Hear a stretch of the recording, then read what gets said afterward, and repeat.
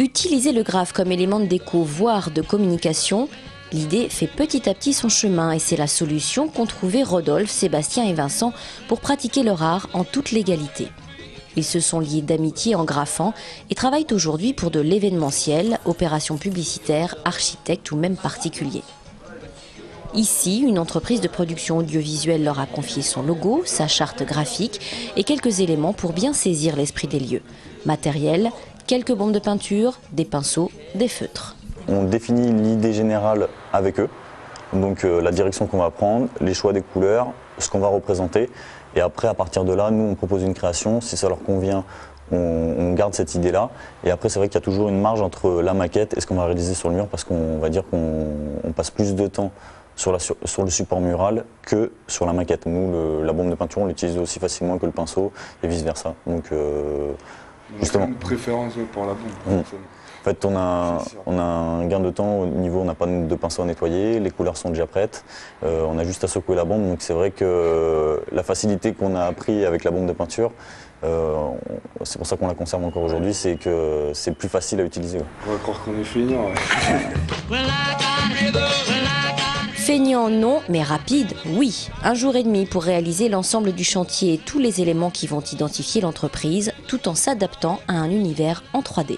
C'était pas tout calé parce que moi j'avais mon idée, ils avaient la leur. Il s'est avéré qu'en discutant on avait à peu près la même. Donc c'est un vrai hasard, mais c'est aussi parce qu'on est dans l'image et qu'il y a des tendances dans l'image, il y a des modes et que forcément à un moment donné on se retrouve sur des choses quand on est à peu près sur les mêmes goûts. Et après forcément c'est eux qui fabriquent, c'est eux qui dessinent, donc moi je veux que ce soit leur touch et pas du tout la mienne. Là ce qu'on a fait, c'est qu'on a tout tracé avec un feutre, en fait, pour voir les proportions à peu près qu'on allait donner au dessin. Et après en fait on remplit à la bombe, c'est ce qui donne la petite touche artistique. Notre but c'est pas de montrer aux gens que c'est un sticker, il faut qu'ils ressentent le travail de l'artiste, donc que ça soit unique. Moins de pression, plus de précision et de facilité, la bombe de peinture nécessite quand même un long apprentissage avant d'être maîtrisée. Nos 3 amis sont arrivés à maturité et comme dans toute association, les talents sont complémentaires. Ils partagent la même envie, changer le regard des gens sur le graphe et une furieuse envie de continuer à avancer. Vincent, lui, c'est la personne qui va tracer toutes les esquisses, vu qu'il a quand même le compas dans l'œil.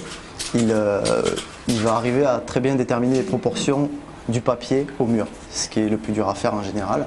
Donc lui il va faire ceci, il va faire toute la compo. Après Sébastien va venir remplir, va faire tous les fonds, tous les aplats pour que ce soit nickel, propre, comme un adhésif en fait, tout simplement. Et après moi c'est plus la partie lettrage en fait, plus les mouvements des lettres, les couleurs, mais on se concerte tout le temps en fait. Oui, je pense que le rêve c'est de voyager, d'arriver à vivre de sa passion, c'est sûr. D'être demandé pour une décoration de magasin aux États-Unis ou au Japon ou aux 4 coins du globe, de voyager grâce à sa passion et de toujours avoir une bombe de peinture pour pouvoir créer et ne jamais s'arrêter en fait, tout simplement.